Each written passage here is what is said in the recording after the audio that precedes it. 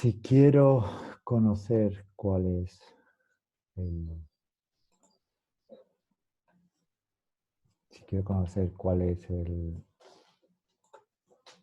potencial que hay en una de estas resistencias, por ejemplo V2, en esta en medio, pues aplicamos lo que es el concepto de divisor de tensión que se deduce a partir de la ley de Ohm, que bueno, es una forma ágil de calcular una caída de tensión dada una situación tal como esta, ¿no?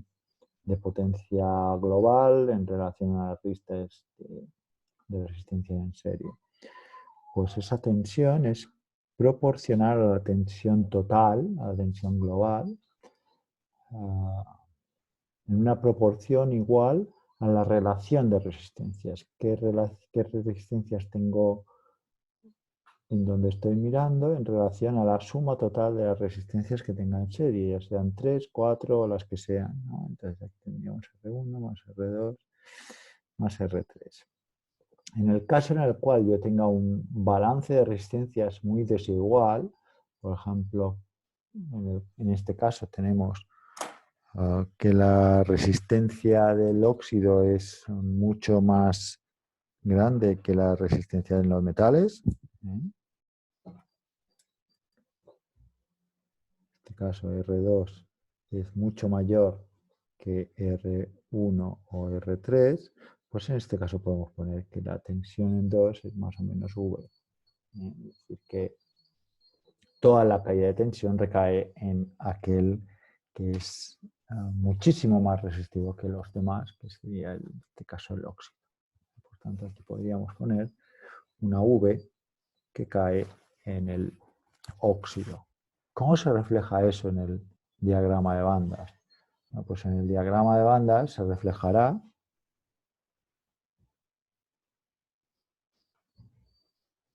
primero el E0 va a ser constante.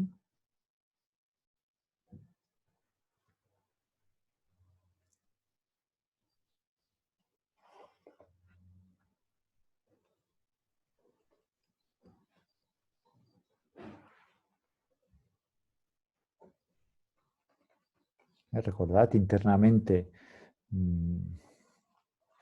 debido a la alta conductividad, pues hay una caída de tensión prácticamente cero, mínima. Esto es el óxido.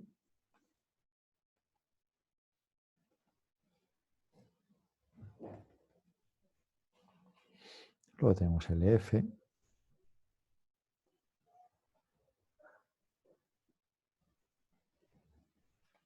Y esta diferencia, pues la tendríamos aquí.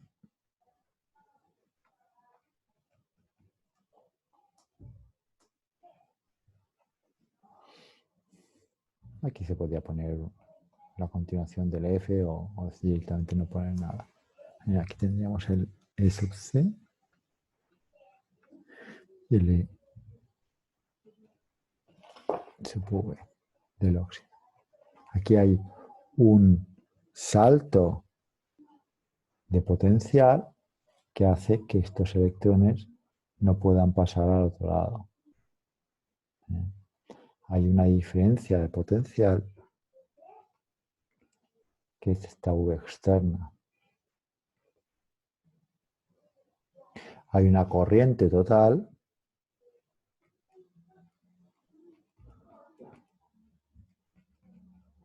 que es cero, ya sea de electrones o de huecos.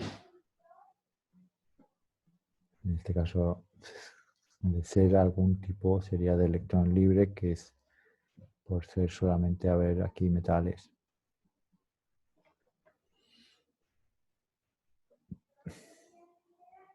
Aquí no hay electrón libre, por tanto, corriente cero. Y podemos, por ejemplo, prolongar aquí este sub F. Hemos sacado un poco la estructura de desequilibrio al ponerle esa tensión externa. Ahí hemos hecho ese desbalance de sub F. Podemos definir estas diferencias de energía.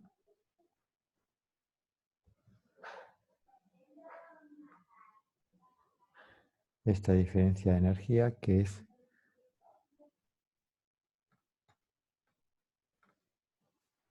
menos Q por V.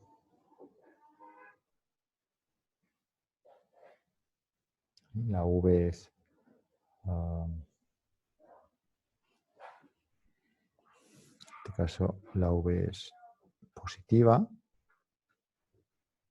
Y hay más tensión a la izquierda que a la derecha.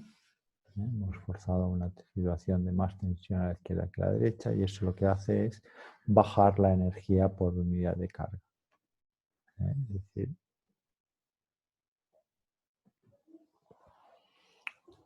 bajar esta referencia de energía de Fermi respecto a esta, en una cantidad proporcional a esta tensión V.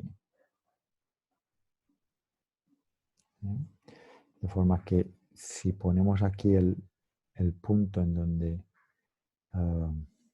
estamos sumando y este estamos restando, y nosotros lo que ponemos es una flecha, ¿no?, que empieza o que apunta al más y parte del menos.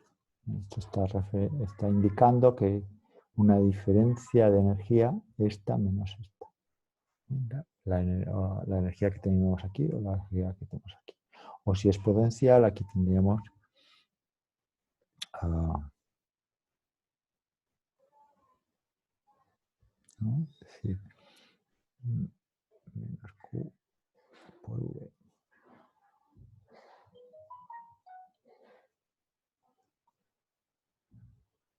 ¿Vale? Como V es positiva, esta diferencia de energías es negativa. Es decir, aquí hay menos energía que aquí. ¿Vale? Recordad, la relación es que la energía de un electrón dada a un potencial a la cual está sometido es la carga del electrón por el potencial al cual está sometido en cada punto. Por lo tanto, aquí que estamos poniendo, bueno, una diferencia potencial, ¿no? Podemos poner aquí, sí, esta V se refiere a diferencia de potencial, pues forzar una tensión mayor a la izquierda en relación a la derecha implica bajarlo en relación a la derecha. Poner una diferencia de energía negativa. Es un poco lo que luego se plasma este diagrama de flechas. En este diagrama de flechas yo apunto a donde estoy sumando y parto de donde estoy restando, ¿no? Por tanto, aquí esta diferencia potencial V más menos estoy indicando que estoy comparando la tensión aquí a la izquierda en relación a la derecha, estoy sumando este y restando este, pues estoy sumando el de la izquierda y le estoy restando el de la derecha, pues esto es menos Q por V. Que como V es que aquí que como está mirando hacia abajo, esto lo que me está diciendo es que V es positivo. Toda la caída de tensión es en el óxido. La corriente que me cruza, aquí, recordad, es cero porque no tengo aquí un aislante que me impide que los electrones pasen, ¿no?, pasen de un lado a otro. Es decir, no pueden pasar por la presencia de este óxido.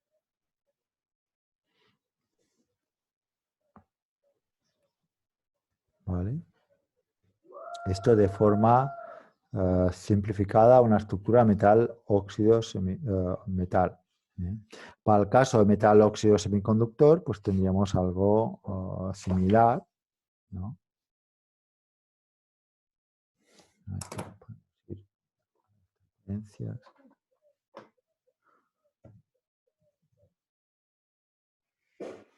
En el caso del metal óxido semiconductor, pues tenemos lo mismo, salvo que en el semiconductor tendremos esa estructura de bandas, ¿no? Ponemos la energía de Fermi en línea con la energía de Fermi del metal.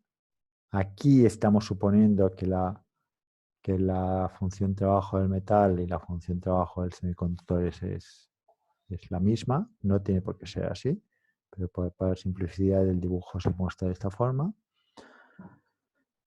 Y luego, ¿qué va a pasar si forzamos una diferencia de potencial?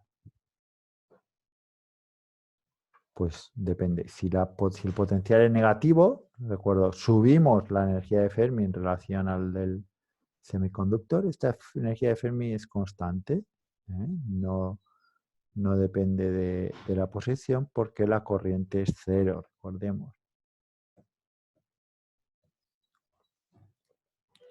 La corriente de electrones es mu n derivada respecto a la posición de la energía de Fermi. Esto es tanto la corriente de arrastre como la corriente de difusión sumadas. Lo mismo para los huecos. J sub P es mu sub P por P derivada de la energía de Fermi respecto de la posición. Esto tanto para la de arrastre como la de difusión de huecos juntas. Esto es Jn o Jp, es proporcional a esta derivada.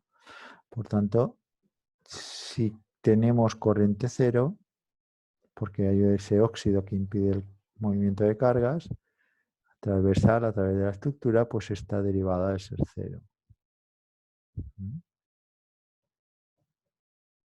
Aquí, puesto que P y N son distintos de cero, la energía de Fermi debe ser constante si la corriente es cero. Otra posibilidad sería que N y P fuesen cero, ¿no? Que es el caso del óxido. En el óxido pues no hay portadores, por tanto aquí sí que la energía de Fermi pues puede no ser constante. Pero entonces lo que nos interesa, que es el metal del semiconductor, esa energía de Fermi será constante. Y luego la diferencia de energías estará relacionada con la tensión a la cual estoy sometiendo esa estructura. Resumiendo, ahora tenemos pues metal, óxido, semiconductor.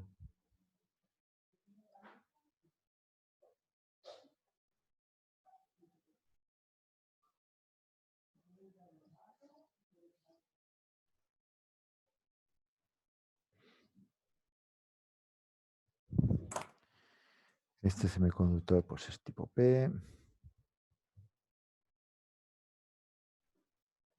Vamos a hacer rojito.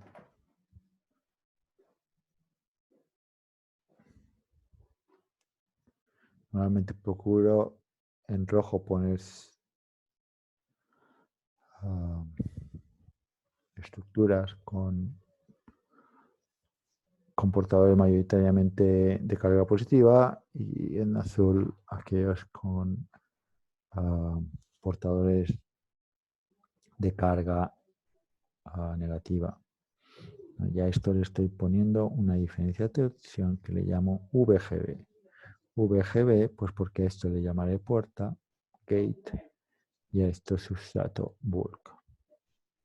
Entonces yo fuerzo una diferencia de tensión entre puerta y sustrato y por lo tanto creo una, pues depende, si es VGB puede ser positiva o negativa. Vamos a suponer que es negativa. Pues en este caso aumento la energía por carga del metal en relación a la energía por carga del electrón del semiconductor. El semiconductor que este es tipo P. Por lo tanto, tenemos E0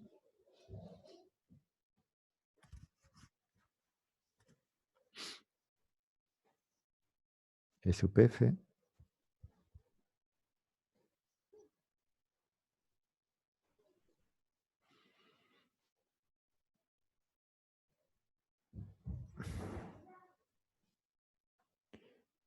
E0 E sub C y E sub V. Esto es del óxido.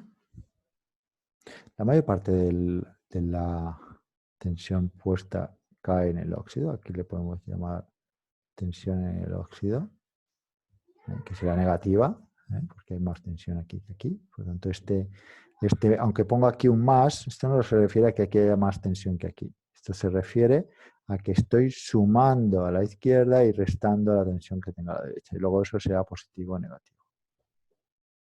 Aquí hay una caída en el óxido que es negativa porque aquí una caída en el óxido en donde hay más tensión a la derecha que no a la izquierda. Y luego tenemos el semiconductor. Vamos a dibujarlo a ver si me sale bien. Puede haber una ligera caída de tensión porque no es tan conductivo como el metal. El metal es puramente conductivo, entonces plano, ¿no? Igual que aquí. Aquí lo poníamos plano. Aquí lo poníamos plano porque es muy conductivo. Si no es tan conductivo, no es tan conductivo como este, pero es más que este, pues este absorberá la gran parte de la caída de tensión, pero algo caerá en el semiconductor. Este es el E0. El E0 siempre es continuo a lo largo de toda la estructura, ya sea que cambio aquí el óxido, luego metal, es igual, esto siempre es una función continua. Ahora pues tendré una E sub F. Esto era una E sub F. Y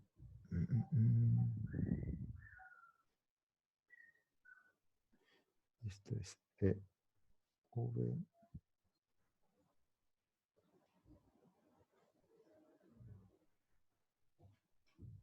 Vamos a poner paralelo.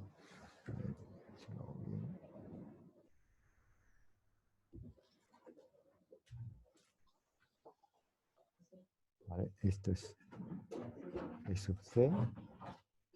Esto es E sub V. Y esto es E sub F, que es constante.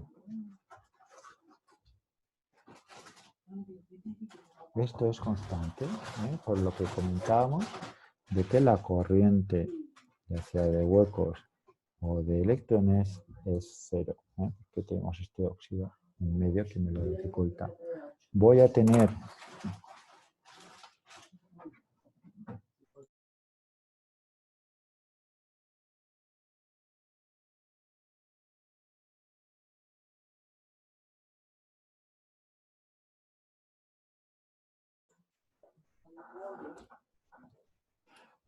por tanto, aquí yo tengo mi energía de Fermi, tengo también mi energía intrínseca, ¿no? Que iría más o menos por la mitad. Todas estas bandas son paralelas entre ellas, E0, EC, EV, E sub I. Y luego tenemos la energía, el potencial de Fermi. El potencial de Fermi es negativo, aquí esto es tipo P. Me ha salido poco tipo P, pero bueno, se entiende. Esto es un valor negativo. ¿Qué hemos forzado en esta situación? Poniendo más tensión en el semiconductor que no en el metal. Pues hemos forzado lo que se llama acumulación. Es decir, si este era semiconductor es tipo P, pues aquí es más tipo P todavía. Porque el phi es más negativo que en el interior. Fuera, dentro, lejos de la estructura, tendremos una situación en donde la densidad de carga tenderá a ser cero, ¿no? Y en donde sí que podemos decir que los mayoritarios, que estos son huecos, pues más o menos son las impurezas aceptoras en caso de que éstas sean condicionado a que las impurezas aceptoras sean mucho mayores que N sub I. ¿Vale? Y por lo tanto el phi es igual a menos Vt logaritmo de N sub A entre N sub I. Y esto se cumple. Este valor de phi, vamos a decirle phi sub B. Phi sub B en el interior, ¿no? En el extremo B. Si por el contrario me acerco a la superficie, pues esto varía. De hecho, ahora ya no se cumple esto, porque recuerdo, n sub A, n sub A es constante, por lo que os comentaba antes, va a ser constante durante toda la estructura P. No es que aquí haya más impurezas aceptoras, lo que hay más es huecos. Aquí vemos que hay una acumulación de huecos. Na es constante, pero los huecos aumentan. Aquí son más o menos iguales a P0, a N sub A, pero aquí los huecos han aumentado. Por lo tanto, hemos acumulado sobre los ya mayoritarios que había. Ahora son más mayoritarios todavía. Esto se llama situación de acumulación. Era P y ahora es más P todavía. Y esto es lo que veíamos, o lo que vemos aquí. Aquí es tipo P y aquí es más tipo P todavía. Esto es acumulación. Y esto se consigue poniendo una carga negativa en la puerta y positiva en el sustrato, forzando una tensión VGB negativa. Si forzamos una tensión VGB positiva, pues tenemos el efecto contrario. En este caso, bajo el diagrama de bandas del metal en relación al del semiconductor y la caída de tensión en el semiconductor cerca de la interficie con el óxido hace que esa caída de los valores de las energías de las bandas del semiconductor lo que hace es que sea menos P, que los huecos se desplacen hacia el interior o se queden separados o que haya una suerte de vaciamiento. Aquí las impurezas aceptoras no estarán compensadas y aquí la densidad de carga vuelve a ser distinta de cero. Aquí también era distinta de cero porque hay más huecos de las cargas negativas iónicas que tenga que compensar. Aquí vuelvo a tener una densidad de carga distinta de cero, en este caso negativa, porque hay impurezas aceptoras no compensadas, porque no hay huecos suficientes como para compensarlos. Por tanto, este diagrama ya me está indicando densidades de carga. Aquí densidad de carga cero, densidad de carga positiva, densidad de carga negativa por impurezas receptoras no compensadas, y densidad de carga cero porque los huecos mayoritarios pues compensan esas impurezas aceptoras. Y esto lo vemos un poco más adelante, ¿no? Es decir, yo puedo tener esa situación de acumulación, en donde se acumulan huecos, esto es carga móvil, huecos acumulados en la interficie entre óxido y semiconductor, o la situación de vaciamiento o fuerte inversión, en donde tengo que los huecos abandonan esa superficie. Los huecos abandonan esa superficie. Es decir, si mi tensión de puerta es positiva en lugar de negativa, pues subiré. Vamos a ver cómo lo tendríamos. Lo vamos a dibujar otra vez.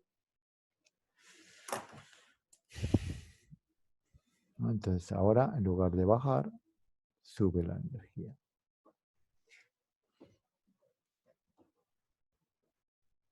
Aquí tengo E0.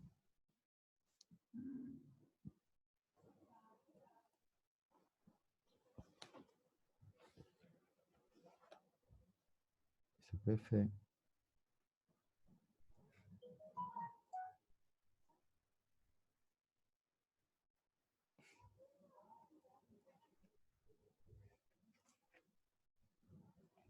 Vale, esto es el semiconductor. Tendríamos en el fondo, no tendríamos esto, porque esto no es metal.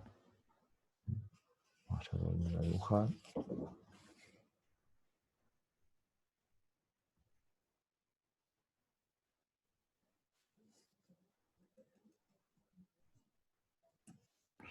Vamos a girarlo un poco.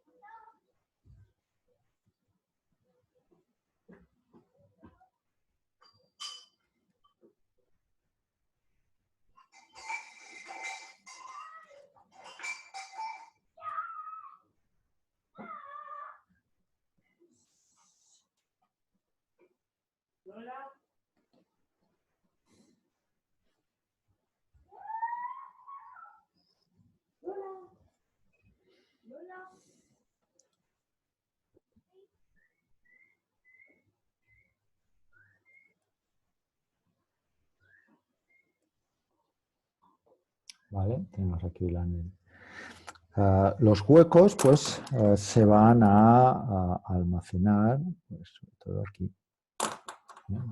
Buscan su máximo.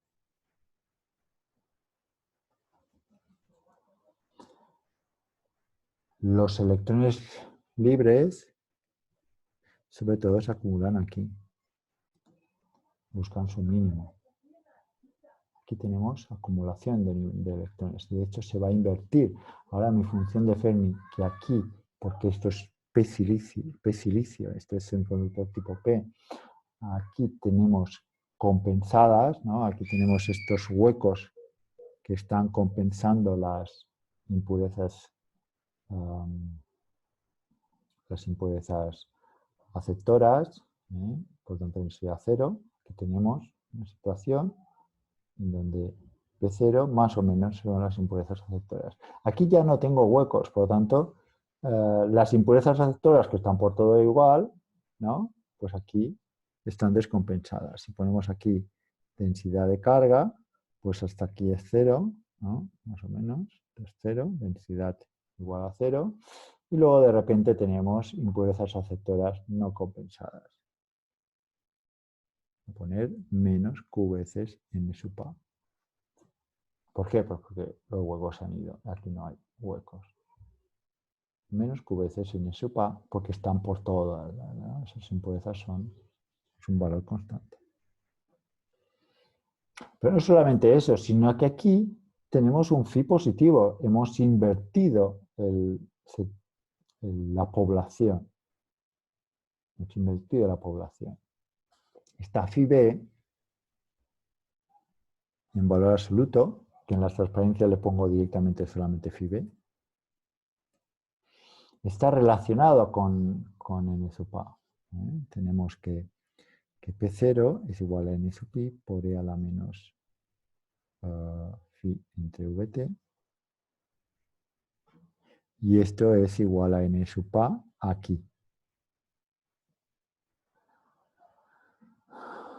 Por lo tanto, phi es igual a menos Vt por logaritmo de N sub A entre N sub I.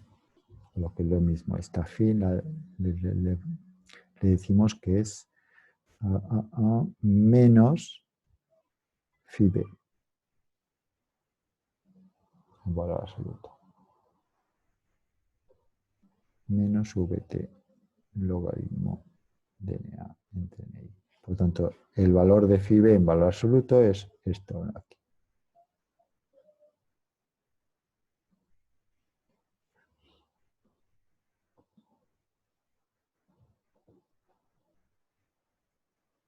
¿Vale? Eso me da una idea. Esto es proporcional al dopaje que tengamos. Cuanto más dopaje, pues más alejado estará de E sub pi y más cercano a E sub v. Luego tenemos en el otro lado, pues el metal, ¿no? Este es E sub f. Y si prolongamos este valor de sub f, esta flecha de aquí me da idea de la tensión menos, ¿no? Menos QVGB. Puesto que estoy sumando en la puerta y restando en el sustrato, pues parte del nivel de energía de Fermi, es decir, menos QVGB, será la energía de Fermi que tenemos en el metal menos la energía de Fermi que tenemos en el semiconductor. Como es constante, da igual el punto que lo cojamos. Por tanto, parto de la energía de Fermi en el metal y acabo en la energía de Fermi en el semiconductor. Como está mirando hacia abajo, esto es negativo, es decir, la tensión de puerta es positiva. Al ser positiva, para que multiplicado por mínimo negativo me dé negativo. Esta es la situación de VGB positivo. Cuanto más positivo es, pues más aumentamos esta zona de vaciamiento y más invertimos lo que es la zona de interficie entre el óxido, esto es óxido, y el semiconductor. Más invertimos. Eso quiere decir que aquí hay una acumulación de electrones extra que redundan en que esto sea negativo, ¿no? Aquí hay una carga negativa, ¿no? Carga iónica negativa de menos QNA. Justo aquí, además, yo tengo, recordad, esto es exponencialmente dependiente, ¿eh? Aquí yo tengo N0 igual a N sub pi por E elevado a phi entre VT. Por poco, a medida que voy aumentando este potencial, exponencialmente me crecen los electrones. Aquí tengo una carga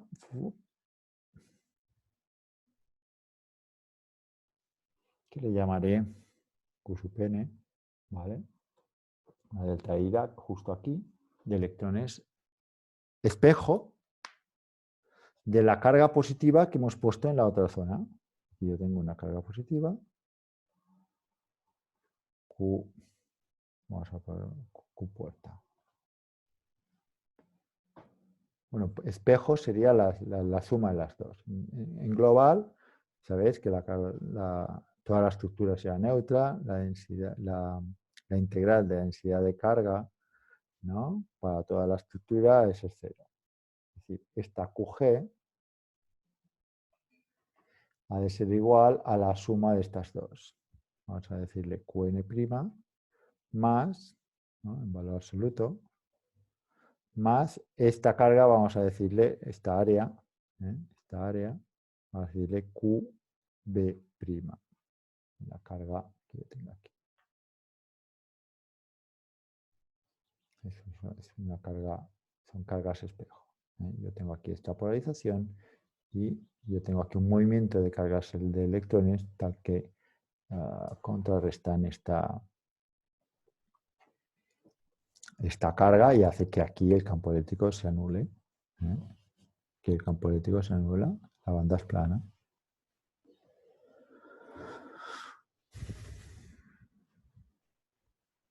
¿Vale? Por tanto, este es el perfil de densidad de carga, dado esta situación de tensión de puerta positiva. Se dice que se crea canal en la situación en la cual esta phi-S es tan numerosa como phi-B. Podemos decir que hemos invertido el sentido. Hay tantos electrones libres aquí en la superficie como huecos libres hay en el interior del metal, o los que tendría que haber para contrarrestar la carga iónica. Esta situación en donde, ¿no?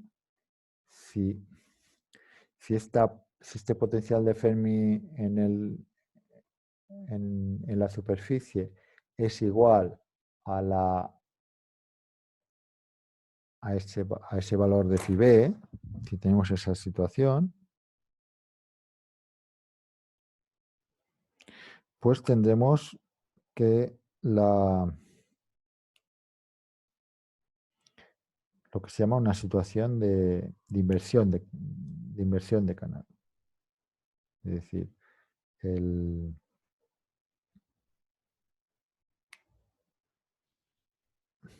justo la superficie del semiconductor se ha invertido su polaridad de P a N, ya está. Y a ese valor, cuando se consigue ese valor, se dice que la tensión de puerta, esta VGB, será la tensión umbral. Tensión umbral.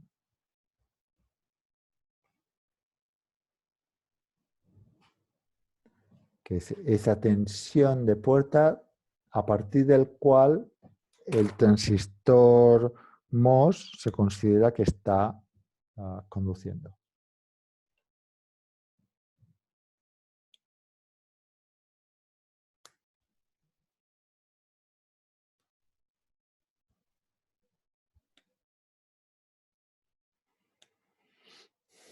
Ok.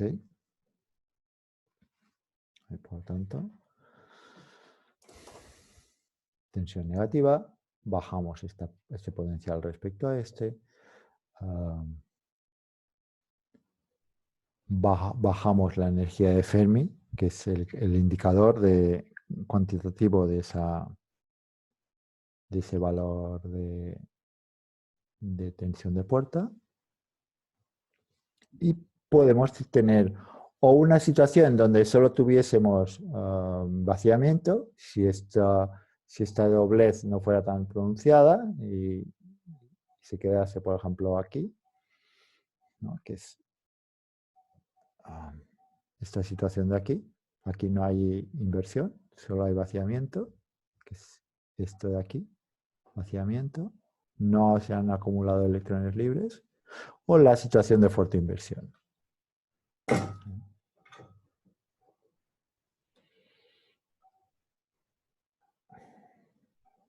Bueno, espero que más o menos quede claro.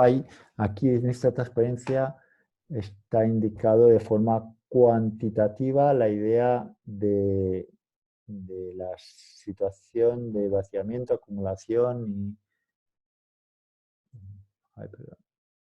de vaciamiento, acumulación y lo que sería inversión de canal. Esto sería en función del potencial que tenemos en el sustrato, cómo varían la densidad de carga. Esto es la densidad de carga. Si yo estoy lejos de la zona de interficie con el óxido, tenemos densidad 0. Es decir, aquí.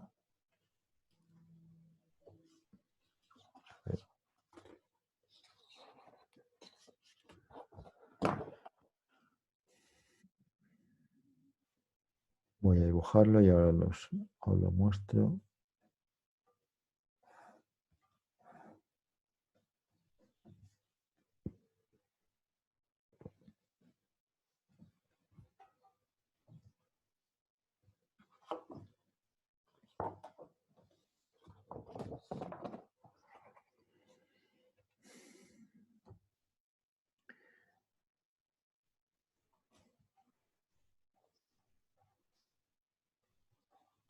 Vamos a ver, hemos definido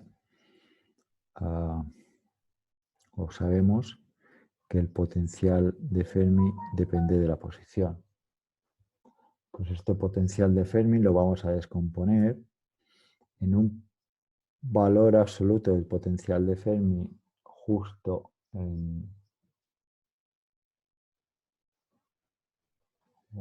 este caso menos phi b, más un potencial phi, que depende de x. Esto es x. Pues la dependencia del potencial de Fermi en relación a la posición lo ponemos separado, de forma que esto es igual a 0, justo en el extremo, justo aquí, ¿no? Phi de x o phi es igual a 0. Porque la densidad de carga es 0. ¿No? Justo aquí, en el extremo, lejos, yo tengo una situación en donde phi es igual a menos este valor absoluto de phi. Es negativo.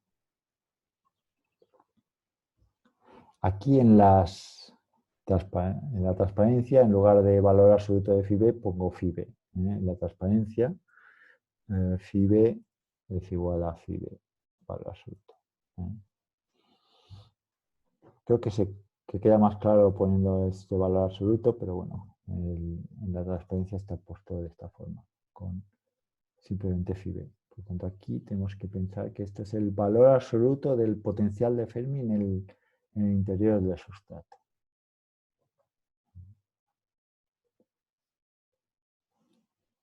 Por tanto, tenemos esta variación. Phi no es más que la diferencia en relación al interior. Depende de la posición.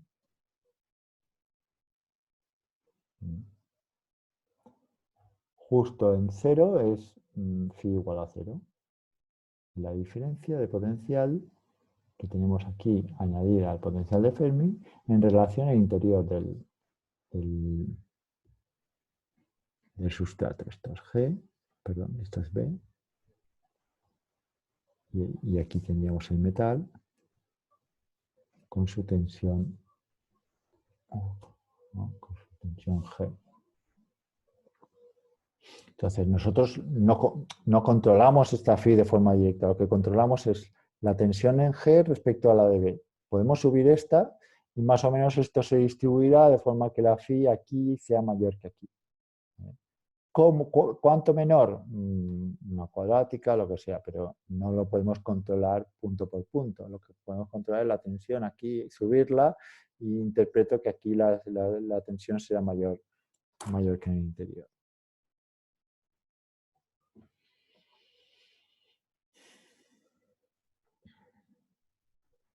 Por lo tanto, nos fijamos N0 y P0, ¿no? Estas son las expresiones de toda la vida.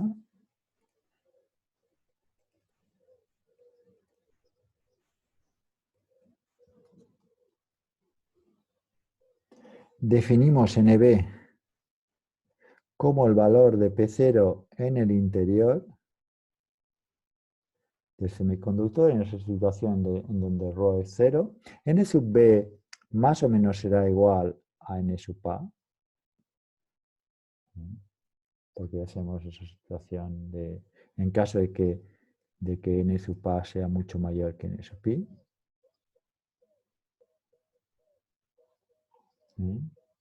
N sub B más o menos es N sub A si tenemos esta situación, porque sabemos que aquí pues tenemos esta ρ igual a 0. ¿Vale? Por lo tanto, justo ahí podemos poner que P0 es igual a N sub pi por E elevado a phi B valor absoluto entre Vt. ¿Vale? Recordad, menos phi en el extremo, pues será menos phi B. Por lo tanto, menos phi B me da más phi B en valor absoluto. Esto es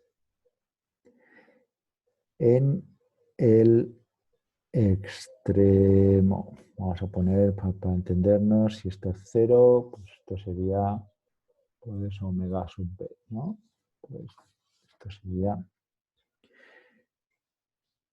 P de 0 en omega b es igual a n sub pi por E a la phi b entre Vt. Y esto hemos dicho que es Nb. Por lo tanto, N sub pi lo podemos poner como Nb por E a la menos phi b entre Vt. Y sustituir en N0 y P0. N0, que es Ni, que es Nb, por E a la menos phi b entre Vt por E elevado a phi entre Vt. Mientras que P0 es n sub pi, que es esto,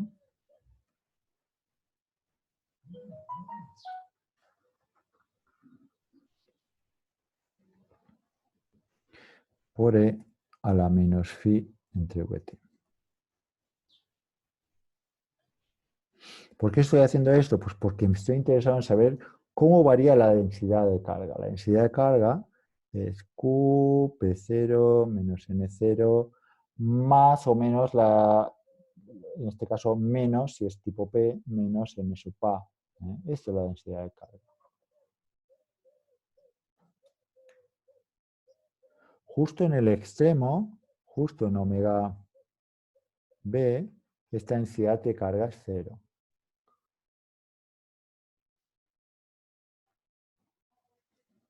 ¿Vale? Por lo tanto, tengo que esto es Q por P0, que es NB, menos N0, que será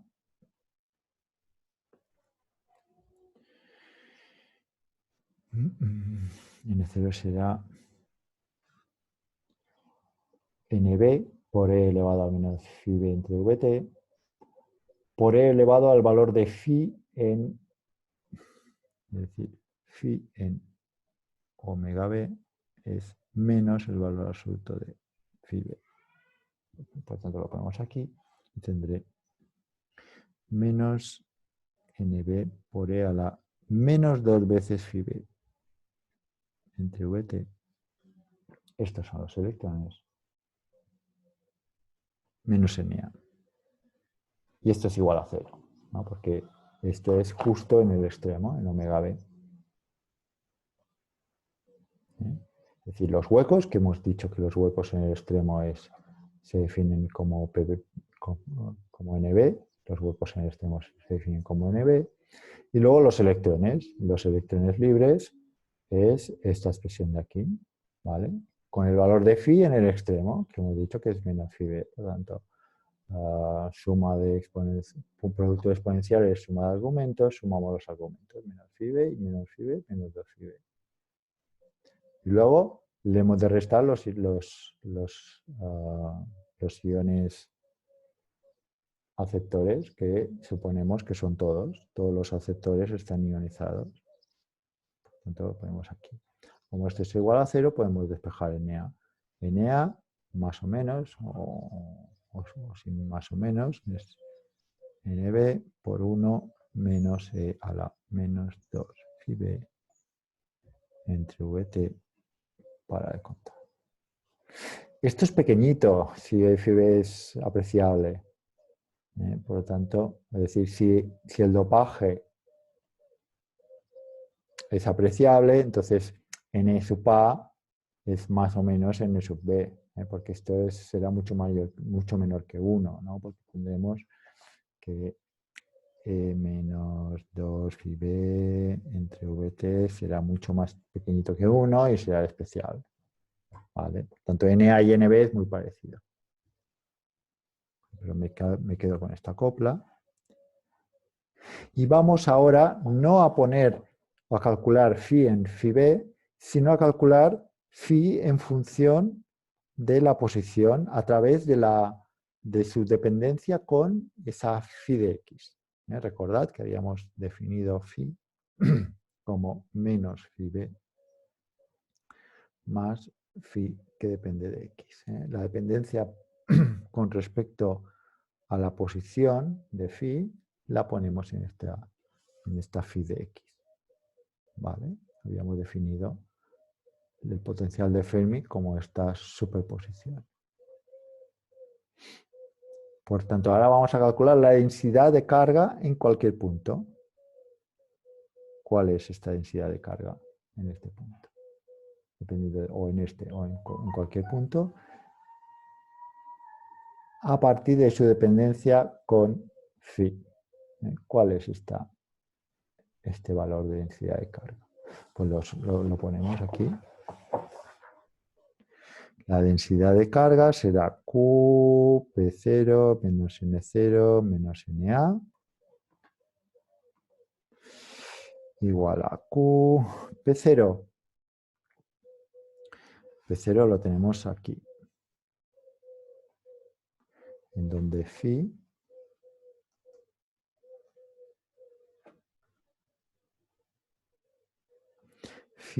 hemos dicho, ¿no? Phi hemos dicho que era phi menos este valor.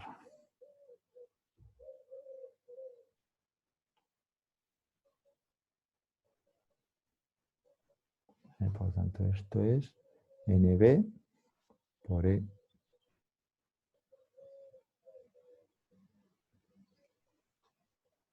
Y para de contar. Mientras que este será NB, que es PC, este es N0, y N0 será NB,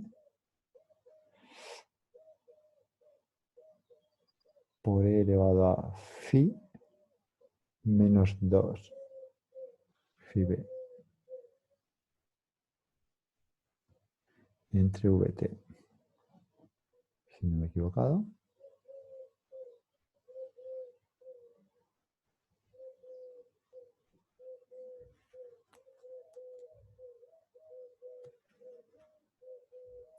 Por lo tanto, estos dos lo ponemos en la expresión de densidad de carga y tendremos pues la parte de los huecos, NB por E elevado a menos phi entre VT, menos NB por E elevado a phi menos 2 phi B entre VT y luego menos NA, que es menos NB por 1 menos E a la menos 2 phi B entre VT. Aquí no depende de phi. Los parámetros de ρ que dependen de la posición, que es phi de x, son esto, que son los huecos, y esto, que son los electrones. Entonces dependerá. Si, por ejemplo, estos dos son pequeñitos, pues tengo vaciamiento y solamente tengo iones sin compensar negativos. Si estos son despreciables. Si pongo más huecos de los necesarios, tendría acumulación. Y en ese caso la carga será positiva. En acumulación, pues yo tengo esa situación en donde phi será negativo, porque fuerce una polaridad negativa en la puerta. Si por el contrario pongo una polaridad positiva en la puerta, en VGB, la phi será positiva a lo largo de la estructura y en este caso le costará un poco empezar a activarse. A partir de 2 phi, este término empieza a ser relativamente importante. Por tanto, este valor de 2 phi es un poco un valor limitador.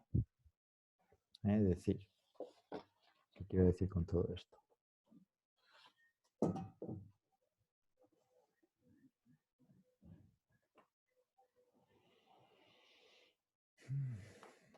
Pues, vamos a ver, esto es la densidad de carga, pues la densidad de carga en función de phi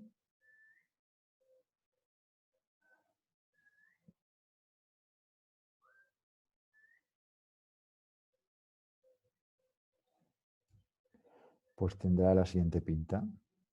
Si phi es negativo, la densidad de carga se hace positiva, porque los PCOs ganan. Y además lo hace exponencialmente. Si phi es 0, e elevado a 0 es 1, e elevado a menos 2 phi será contrarrestado por este término y por tanto la densidad de carga es 0. Esta es la situación en la superficie, en omega b. Justo en omega b, en el extremo, yo tengo una phi igual a 0, por definición, de cómo lo habíamos definido. Ahí tenemos contrarrestación de carga. Si aumentamos y ponemos una phi positiva, pues en este caso este señor empieza a decrecer exponencialmente y deja de contrarrestar esto. Por tanto, llega un momento en el cual yo tengo aquí pues algo así como menos Q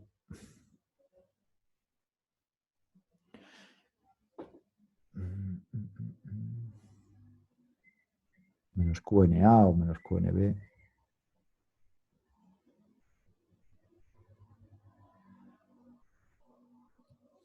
Vale. El caso es que los electrones libres tendré un exponente todavía pequeñito, con un argumento negativo, por lo tanto tampoco es apreciable. Sí que será apreciable a partir del momento en el cual phi es igual a 2 phi. Entonces esto ya es NB. Vamos a poner aquí NB. Es decir, justo aquí, en 2 phi b, yo tendré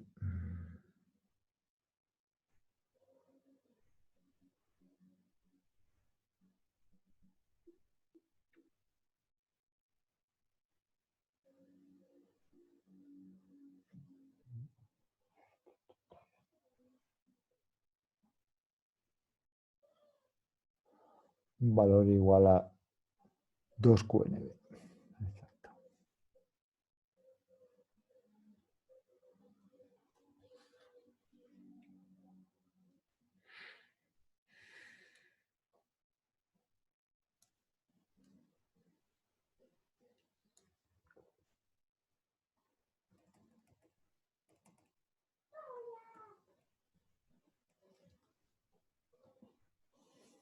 Entonces aquí seguro que vosotros hacéis un dibujo mejor. Exponencialmente empieza a crecer porque estoy en inversión. Inversión débil y luego inversión fuerte. A este punto de inflexión de 2 phi b es al que nos vamos a referir a la hora de calcular la tensión umbral del transistor. Será ese punto a partir del cual, justo en la superficie, porque esto, aquí esta densidad es en cualquier punto, depende del punto. Hay algunos que pueden estar solamente en vaciamiento, otros pueden estar en inversión, otros simplemente con densidad cero. Depende de la posición, ¿no? Depende de la posición.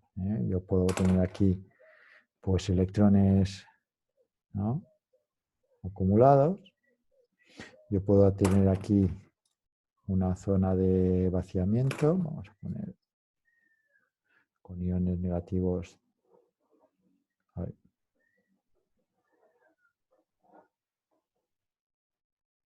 De los Na, y luego aquí una situación de ρ igual a 0, ¿no? O sea, sí,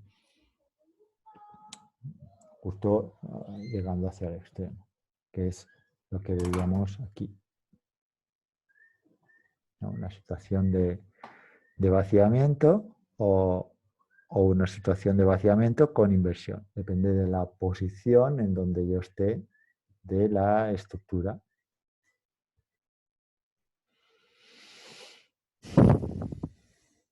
Aquí se muestra la misma curva que yo os ponía, pero con menos ρ. Es esta misma. Es esta misma, pero han cambiado el eje y se ha rotado. Por tanto, yo tengo acumulación, es decir, más huecos todavía, siendo mayoritarios. Aquí densidad cero, Esta es la situación lejos de la interficie. Zona de vaciamiento, donde no tengo huecos ni electrones. No se activan, les cuesta activarse los electrones. Los electrones se activan a partir de 2 Fib. Y a partir de 2 Fib yo tengo ese aporte extra, ¿no?, de NB. Es decir, yo tengo menos o de menos NB.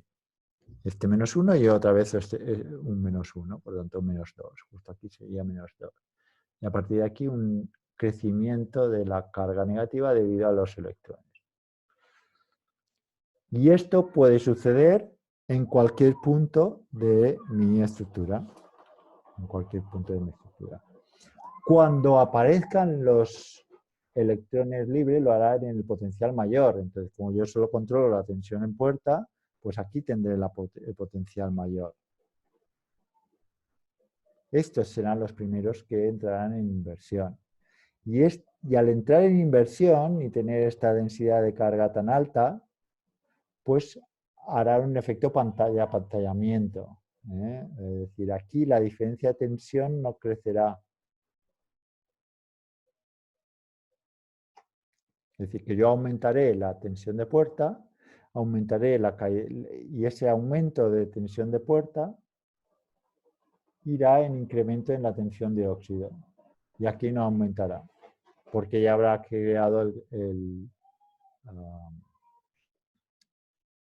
una capa de electrones libres que apantalla el hecho de que aquí pueda subir esa diferencia potencial.